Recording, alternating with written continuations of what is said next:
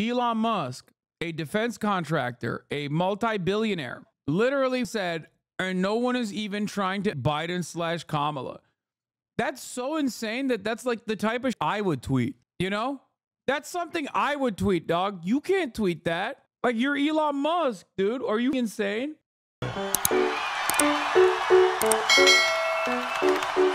What is this? You wanted me to watch this? You're telling me Donald Trump got shot at again by another white guy? This white-on-white violence has to end. Nah, I'm just around. I love white-on-white violence. Or else will my girlfriend get all of her favorite true crime dramas. For real, though, isn't it kind of crazy how within like 30 minutes of the shooter's name getting revealed, Hasan Piker's entire community had every single ounce of social media posting that man had ever done in his entire life? And then he tunes into Fox News and CNN, and they're like, now, what are the ties that Iran could have to this shooting? What are the causes that illegal immigration had on this particular shooting? Like, dog, none of them. This dude is the craziest NATO I've ever seen. The guy who hit Trump literally went to Ukraine to fight, and they were like, dog, you are over 50. We are not handing you a... And then he came back to the United States and got a... But seriously, though, it is insane that Fox News just does not know what to do with this shooting because it was a white guy. And even though it was a more left-leaning white guy, he voted for Trump in 2016, and he's more of like a never-Trump Republican than anything else. The one thing this guy even ever has to stand on is Ukraine. So Fox News hosts are legitimately out here just being like, you know what? This is what happens when we don't have respect for the police. They like, did dog, say this that. has nothing to do with that. You're so... Yeah, they did say that. That was awesome. Everybody on Fox News yesterday was just like trying to hammer in whatever their own personal pet project is. Like, they should have rolled out like an old school, you know, George H.W. Bush style Republican to be like, it's tort reform. The reason why this shooter actually decided to take the action was because of tort reform. These liberals are in the pocket of big law. These big lawyers, they're lobbying the Democratic Party. So stupid. Do some journalism. For once, could our journalists just do some damn journalism? Damn. Video about HasanAbi mentioned with 52K likes. God damn, dude. What is happening to the world right now? You're telling me. Why can't I see the... I'm scrolling. It won't let me scroll down now. My TikTok desktop is just fundamentally broken. You're telling me. I can't click on the comments or scroll down. What is this? Maya wanted to ask a politic question during her IRL earlier. He's not live yet, is he? Is she crying? Damn it. I'm always scared to call Hasan when he's live because he's always talking about something tragic and it looks like I'm out of touch. He just says the N-word. Yeah, he 100% said... I'm not calling Hasan. I'm not calling Hasan. Not now. I have to call him when he's offline. No! Bro, if she was a little bit faster on the trigger, she would have just heard the N-word, by the way. Like, that's perfect timing, honestly. That's perfect timing. But like, she was so close. She was so close to hearing something even more unhinged, okay? Wait, my TikTok might be wonky because I'm not at 100%. You're telling me Donald Trump got shot at again? It's not letting me see the comments.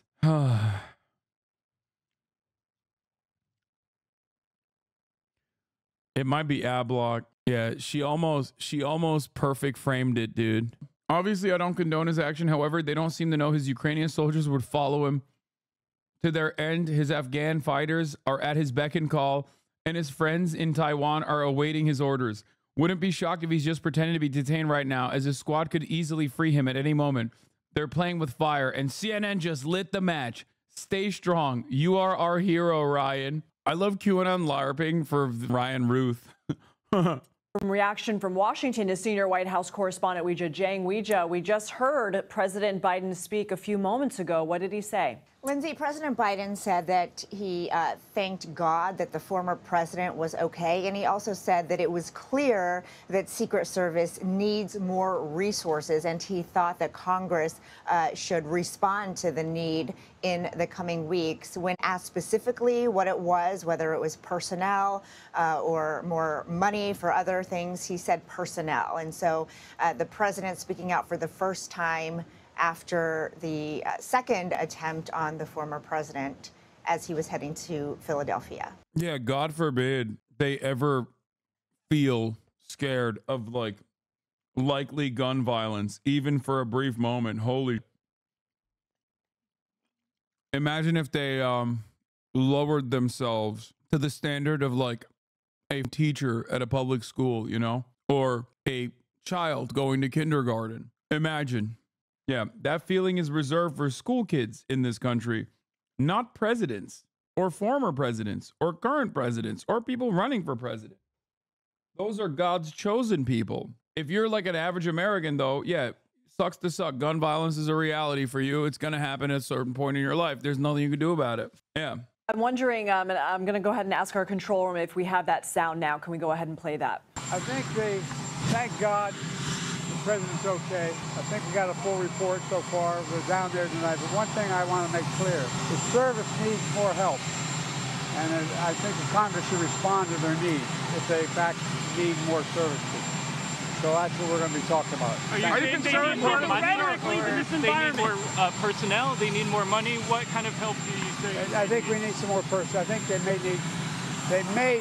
deciding whether they need more personnel or not. So, Ouija, this is, we heard from a statement from the White House. Now we're hearing from the president. Do you expect that we may hear from this, for example, when he's in Philadelphia today? Well, he could bring it up. I mean, he just talked about it, and he's going to Philadelphia for a totally separate event addressing the Nationally Historic Black Colleges meeting. I want to reiterate that I don't think that Trump needs more Secret Service clearance, or I mean, his Secret Service security, because he's not the current president. He's the former president. I want to also state that if it were up to me, I'd lower his current security. Okay. Because it's far too costly. I'm a small government conservative, as you guys know. I don't believe in spending, okay? I don't believe in all this extra spending. I think that it is abhorrent. We need to trim the fat, okay? I don't believe that the taxpayers should fund Donald Trump's golf outings just because he feels the need that he's gonna golf, okay? I don't know. Call me controversial, but I think there's better uses for that money. Like giving it to Israel. That's what I think we should be doing. I'm a small government conservative. I don't think Trump deserves the extra funding. I think Israel deserves it. They're the most moral nation on earth. Ukraine deserves it? No. If we give that money to Ukraine, then you're teaching the shooter the worst lesson. You should instead give it to Israel. Whenever there's any sort of extra money in the couch, you know, in between the couch cushions, I think about how I'll donate it to the state of Israel, the beautiful state. Yeah.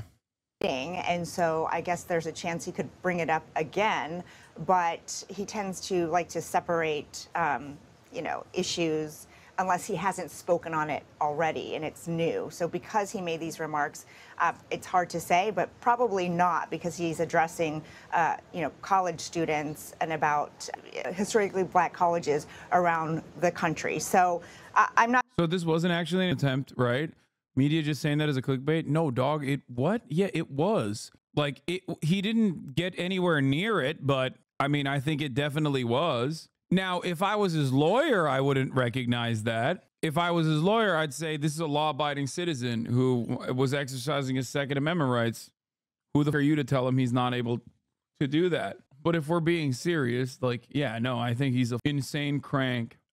He's an insane crank who was like hyper-focused on Ukraine, who probably wanted to attempt to shoot in him. Because in his mind, I think he was like, Trump is in the way of the thing that I care about the most, which is defending Ukraine. So he was like, I'm going to go and take matters into my own hands. Not sure, but this is obviously going to be an ongoing issue with so many mounting questions about how this could happen again. And the vice president also released a statement saying that she condemns any political violence and that she's just deeply disturbed by what unfolded. It's awesome because Trump is such a look. The rhetoric lies as exemplified by the false statements made by Comrade Kamala Harris during the rigged and highly partisan ABC debate and all of the ridiculous lawsuits specifically designed to inflict damage on Joe's, then Kamala's political opponent, me, has taken politics in our country to a whole new level of hatred, abuse, and distrust. Because of this communist left rhetoric, the bullets are flying. And it will only get worse, allowing millions of people from places unknown. I love that he couldn't, even for the sake of this tweet, dial back the unhinged rhetoric.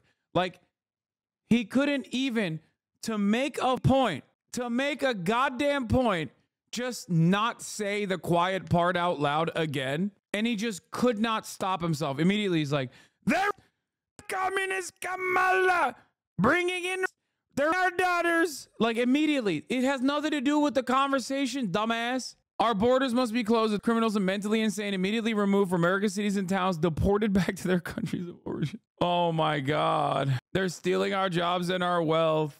The world is laughing at us. We cannot let them laugh any longer. Make America great again. It's like, bro, you can't be like, how are you not aware of what you sound like at all? Trump and Biden spoke again.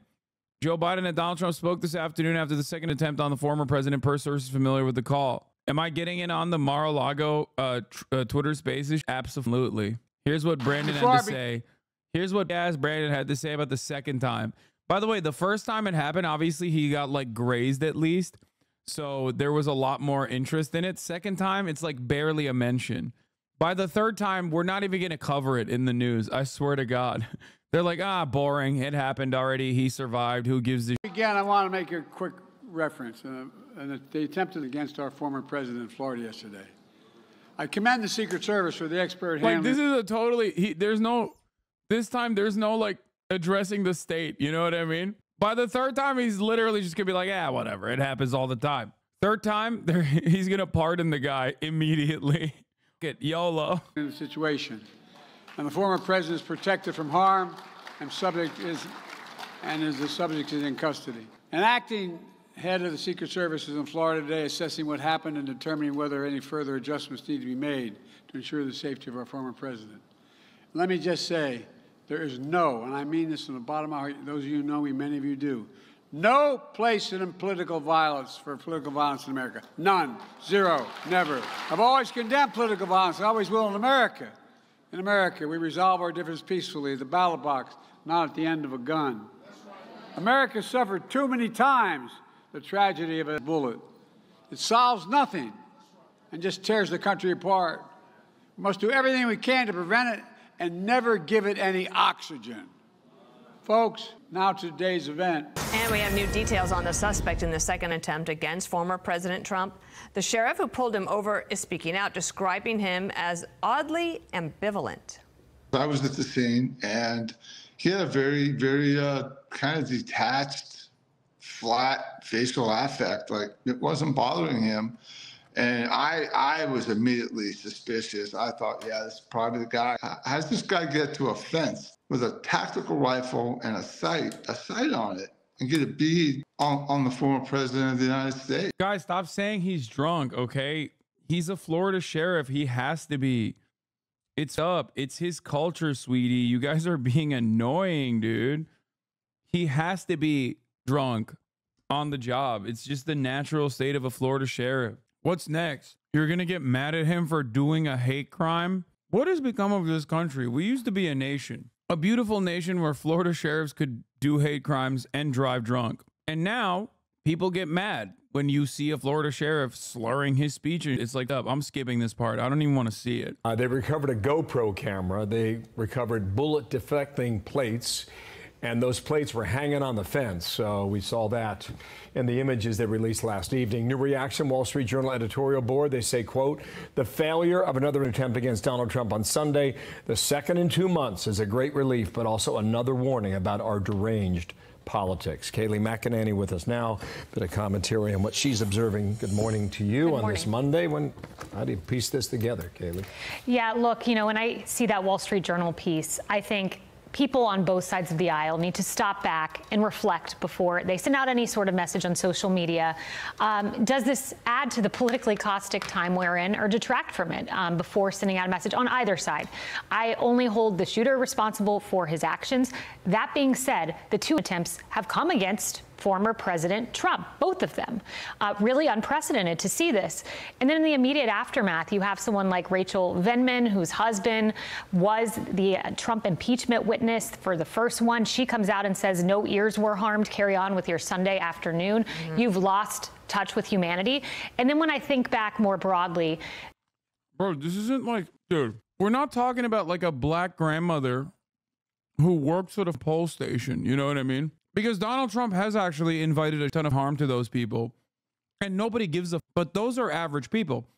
We're talking about Donald Trump, the president, okay? Former president. Like when people meet his standard and refuse to reckon with like how this kind of violence is happening to someone like Donald Trump, when he has brought about this kind of violence for normal people on a regular fucking basis as the former president, like, you can't turn around and be like, wow, we got to stop this rhetoric. Donald Trump hasn't stopped this rhetoric. Since the second attempt, he's probably tweeted even more times with rhetoric than the last one. Like, what are we talking about? The times Trump has advocated for violence from Axios, May 2nd, 2022. This is the direct cause for violence, mind you. If you believe hook, line, and sinker, things that have been said about President Trump, you believe that he wants a national abortion ban, that he is against IVF, you believe that he's for Project 2025, that he wants a bloodbath, that he called neo-Nazis fine people, all of those fact-checked as false. But then you see Hakeem Jeffries, 2 hours after this incident, tweet out, extreme MAGA Republicans are the party of a national abortion ban in Trump's Project 2025. He then puts out a statement condemning this. But then this morning is right back to Project 2025 language. We all need to look at our rhetoric. Yo, this is not going to work. I mean, Democrats are cowards. They're cowards of the highest order. But like, to demand that they stop campaigning against Donald Trump is so insane. Like, how comfortable are you? How entitled are you, dude? It's wild to me. Also, speaking of rhetoric, Elon Musk literally was like, why isn't anybody Joe Biden and Kamala Harris? Which was awesome. I mean, great job, sir. Keep posting. He deleted the tweet. I, much like many other people, of course, called it out. I said, this man is a defense contractor. Obviously, every single person was like, what the are you saying? Elon Musk, a defense contractor, a multi-billionaire, literally said, and no one is even trying to Biden/Kamala. That's so insane that's like the type of I would tweet, you know?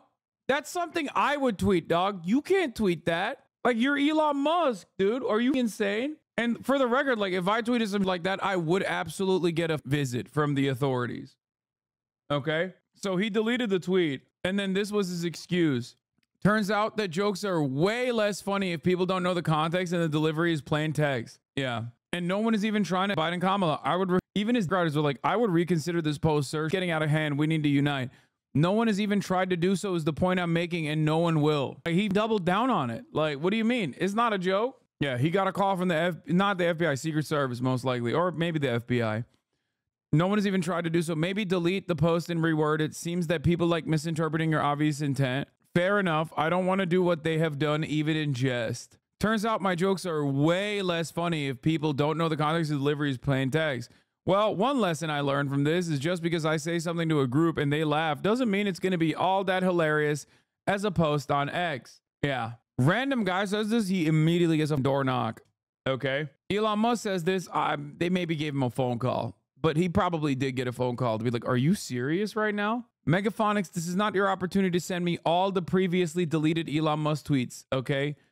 We're done with the Elon Musk portion of this conversation. Let's get back to Fox News. On both sides, not perpetuate mistruths, because we are in a very dangerous time.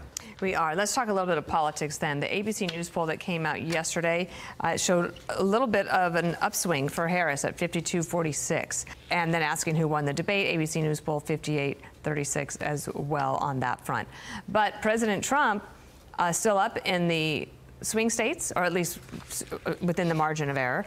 And in talking to undecided voters who will decide the election, they thought that Trump won, or at least they did on the economy, and that's their most important issue. So what should we... That's crazy. Undecided voters also thought Kamala Harris won the debate. The only issue that people thought Trump won the debate on was the economy. And even then, it was by very slim margins. That's so funny. We make of all this. You know, I think back to these personal anecdotes that are outlined in the New York Times of voters, and one such came from a woman named Judith. She was about a mile outside of the Harris event in Pennsylvania on Friday, and she said, I thought Harris did a wonderful job in the debate, but I need to know more about where she stands economically. This is a woman who works for the school bus system, makes $7.25 an hour. Her rent went from $675 to $1,000, and she finds herself supporting President Trump because of the economy. When you have a universe in that ABC poll of 3% persuadable likely voters, only 3%, on the margins things matter. The economy is in Trump's column, and you have to wonder, when is the game changer moment for Kamala Harris coming? The polls are razor thin. She had her The funniest part about this is, like, this represents a failure of Trump's, like, bare minimum campaign strategy on all fronts. The fact that the economy is supposed to be a winning issue for him, and, like, he can't coherently put together a solid agenda or even point to the failures of the Kamala Harris administration, Joe Biden, Kamala Harris administration, is a perfect demonstration of, like, how these guys have forgotten how to run. Because why? Because they're too busy yelling about, like, the most unhinged thing you've ever heard of in terms of immigrants. Okay? That's the problem. The problem is, they are so invested in their little hug box on Twitter that they have deluded themselves into thinking that, like, saying Sig Heil and saying that, like, immigrants are vermin and parasitic is actually going to be great for the election. Like, that's the only thing you need to harp on. It is completely ridiculous. Like, bro, run a normal campaign, dude. Run a normal campaign. That's nutty. biggest audience at the DNC night 4, her biggest audience in the debate, 67 million people. When is she going to get another audience like that? Maybe never. That's a good question. We'll see whether or not they go back and forth in this debate. This is a Fox News update now on what we're hearing from the former president. He spoke with Fox. Yeah, the former president spoke. He said at the top of the hour, there is a 3-minute ad break, and Americans should no longer have to pay $6 to avoid the top of the hour ad break. It was $5 under my presidency. It's $6 under Brandon's. You decide. Well, luckily for all of you, it's actually September, so it's 30% off. You can also get gifted a sub if you are lucky. Here's a 3-minute ad break now. Fox Digital a moment ago, and he blames Biden and Harris's rhetoric, Haley, for causing him to be, quote, at. He went on to say, let me get the quote here, guys. He, Ralph, believed the rhetoric of Biden-Harris, and he acted on it. Their rhetoric is causing me to be at when I'm the one who is going to save the country, and they're the ones that are destroying the country, both from the... Least capitalistic socialist in 2024. What is capitalistic? Okay, I'm a capitalist. I love capitalism. Did anything change about the things that I'm saying for you? Yeah, I'm a capitalist. I love capitalism. I'm a capitalist. You know, there you go. Just like my goat, Charlie. All right, two-based. Yeah, there you go. So now, do you agree with the things that I'm saying? Did anything change about what I was advocating for? No. Okay. Well, let's move on. Inside and out. They are the opposite. These are people that want to destroy our country, adding that it's called the enemy from within. They are the real threat, end quote. So really yesterday it was thank the Secret Service. You guys did a great job. I'm okay. Thanks for your support. And today it is much different after meeting with the acting Secret Service director this past hour. I think he should question their rhetoric. Again, I only hold the shooter responsible for their actions, but I do wonder why there has not been more of a forceful condemnation. Both of them put out statements condemning this. We heard that chopper talk from President Biden. But after the last attempt, he gave an Oval Office address 24 hours later. That met the moment. Why is he not doing that now? Kamala Harris did not mention this in the DNC, did not mention the attempt in the debate. I would love to see her mention this on the campaign trail. Let's all lower the rhetoric. I don't know that their response has really met the moment this time around, despite condemnations of paper statements, Twitter, and That would be a powerful moment if she were to go. She said, let the chopper do the talking. That's right. Go to a microphone today and say, yes, cool. She might. She may. She also has the power to convene. And I said this the last time. It's pretty funny. It's like they have nothing, dude. They have nothing. They have nothing. They have literally nothing. They're like, oh, why didn't Kamala Harris talk about Donald Trump almost being at the DNC? Like, really? That's the best talking point you have? This is why I mean, like, if it was like a Haitian dude or some, like, oh my God, they would be doing the media circus, right? If it's like a non-white guy, God forbid, if it's like a non-white man, okay, you'll see what the talking points actually are. You'll see what a successful media strategy to this attempt looks like then. But because it's a white guy, they got nothing, okay? It's a white guy, former Trump Republican, now never Trumper, second time a lifelong Republican or a registered Republican voter has tried to shoot at the former Republican president. But ultimately, they can't do the tone down the narrative, tone down the rhetoric, because they're the rhetoric party. They also can't talk about gun control because they are the no gun control party. They are the gun violence party. So it's like such an awful way for something that is otherwise supposed to be helpful for your electoral chances to happen to Donald Trump over and over again, where he just cannot use this in a tangible way to improve his political outcome. The example that I used was like, I don't know, if like Kamala Harris was like attacked by a migrant or something, right? Not to say that like migrants are inherently right. Obviously, that's not the case. But in that situation, the Democratic Party would not be able to message around that. People would be like, you deserve it. You did this to yourself, right? Even though technically, when you look at the actual data, obviously, migrants are not responsible for more crimes than natural-born U.S. citizens are. You know, you could ask for the Secret Service to come and give you a personal briefing. Yes. About what happened. I mean, Director Rowe went directly to Mar-a-Lago. She could ask for the same thing. I'm sure she's probably worried. Per capita, they might be. No, dude. No. Per capita, they do not. No. I don't blame you for thinking that that might be the case, given how the media talks about this stuff, but you're wrong. They are nowhere near, especially in totality, obviously, but also in per capita as well. About her own family as well, but Donald Trump making his point in that post today, so we'll keep an eye on it, and thanks for being here. Thank you. Good to have you.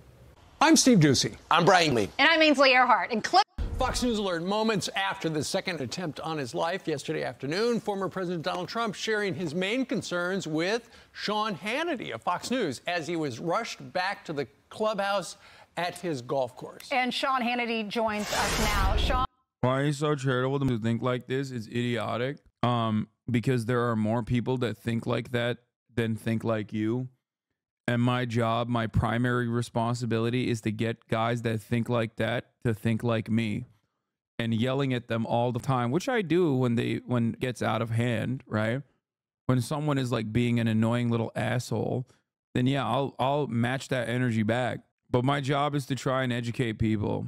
It happened at 1:30 yesterday afternoon, and you got a call before it even broke, before we all knew about it. Tell us that story. It was really actually, guys, it was not long right after the incident happened. The president was playing with a dear friend of mine, Steve Woodcoff, and I had gone to breakfast with Steve and another guy, another friend of ours, and we had breakfast together. The whole breakfast, Steve was giving me a hard time. Come play golf with us, come play golf with us. And Steve is near a scratch. Bro, he's trying to, oh my God, he's trying to put himself in the story so bad, bro. Shut up, Sean. You were not invited. You were not invited, Sean. Okay? I was almost there at the almost attempted attempt. It's like, wow, sick, man. Cool.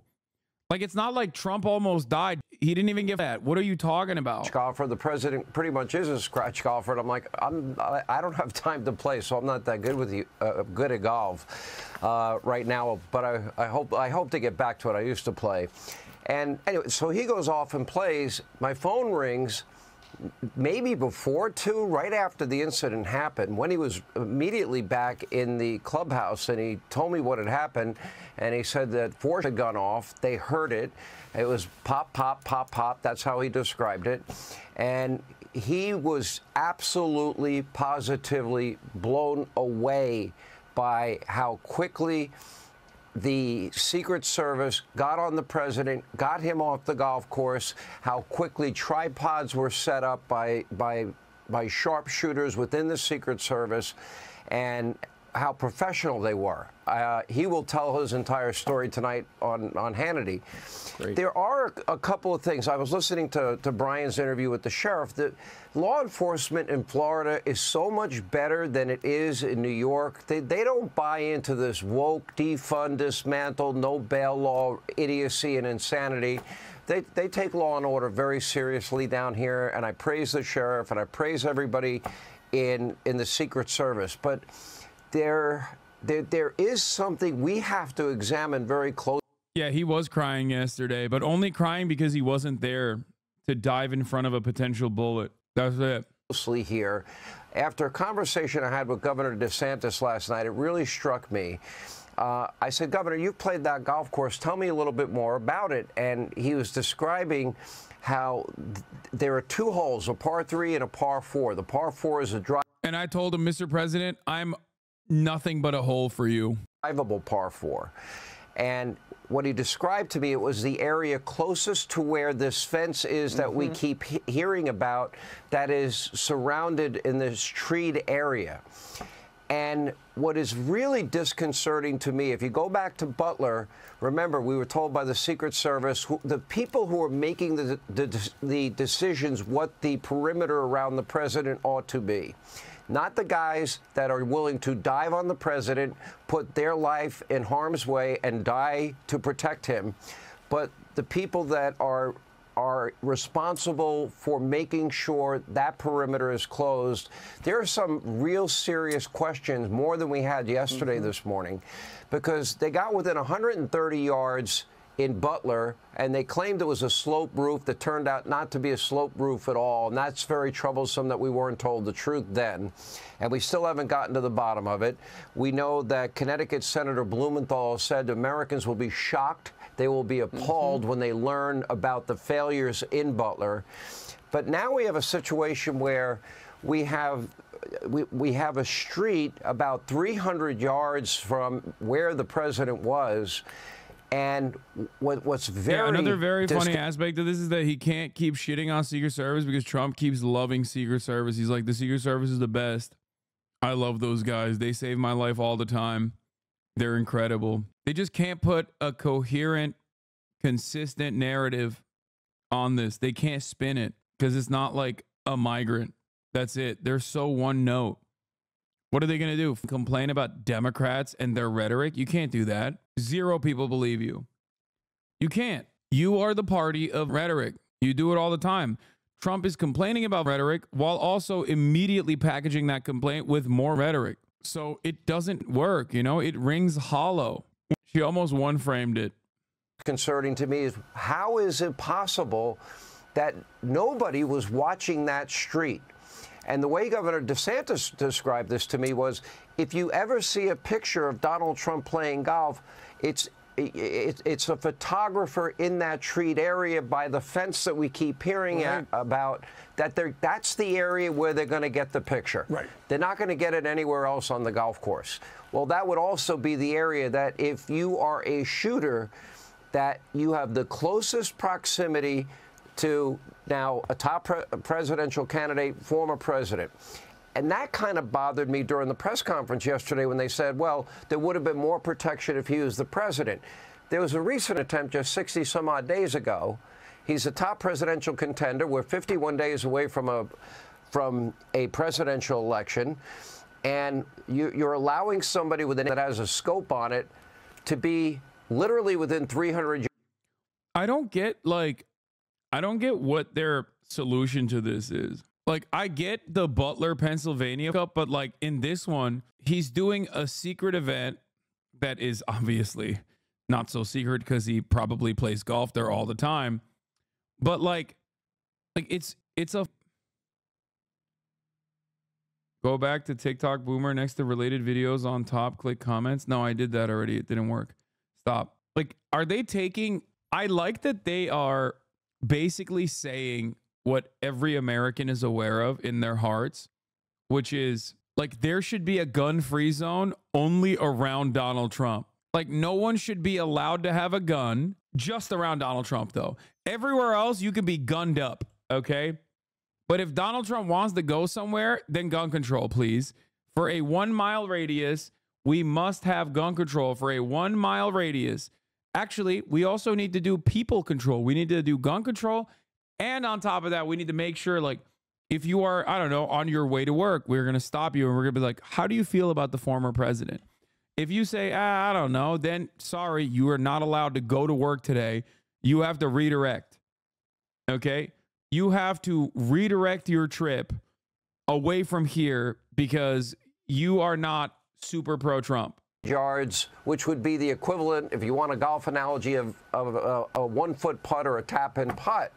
So there is a major failure here if they're not covering that street and making sure. There isn't. Ask Trump. He doesn't think there's a major failure. You tried to do this narrative last time, and he was like, nah, dude, they saved my ass.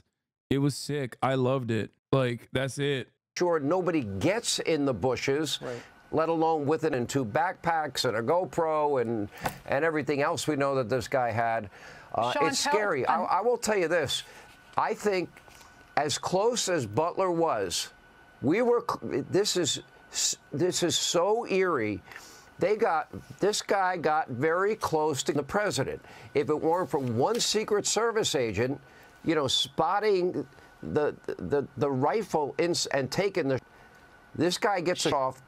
This is a very different story today. Quickly, tell us the story. I heard you share it on radio about the town hall, how your last town hall with Donald Trump was different. Well, you know, I thought at some point somebody might remember I said that story. I was probably not going to talk about it again. If LJ was here today, I was going to say to LJ, I've been doing town halls since before you were born. We all love LJ.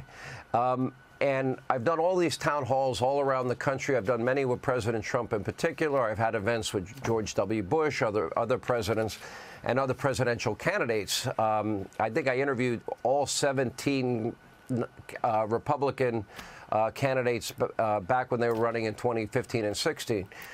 And so I've had all these town halls. When I did the recent one in Harrisburg, I'd never faced a situation like I did here, where the Secret Service was adamant nobody in the audience could be on the floor surrounding the stage. That had never been the case in any previous town hall. Then we were told, yeah, we're not going to allow you to fill up the entire building. And there was a little back and forth with the campaign, and we were asking why, because that had never happened before. And then one other very strange thing happened that I had never experienced, which was the Secret Service, whoever was in charge of the detail that day, very nicely, great guy. I love these guys. I admire these guys. They're willing to risk their lives for people. He asked for a few minutes of my time to pull me aside, pull me to an area where we were both looking at the stage that I was going to be on, doing the town hall, where I would be sitting, where President Trump would be sitting, and then pointed out on the stage, I don't want to go into too many details, pointed out in the area 2 separate locations I could go if we're fired at that event. Yeah. In all the town halls I had done over all these many years, that had never happened before, nor had we had audience limitations like we had there. Wow. So that was pretty odd, which tells me, if I was going to make a conclusion, there are actionable threats that probably... Right. This is what Director Wray is talking about every time he goes before Congress. Indeed. Does this guy know what kids go through every day at school? Not his kids. His kids are going to private school. Shouts out to the one chatter. He doesn't have to worry about that. What is this? Pakistani man charged in alleged plot to Trump and other politicians. Oh, that's awful.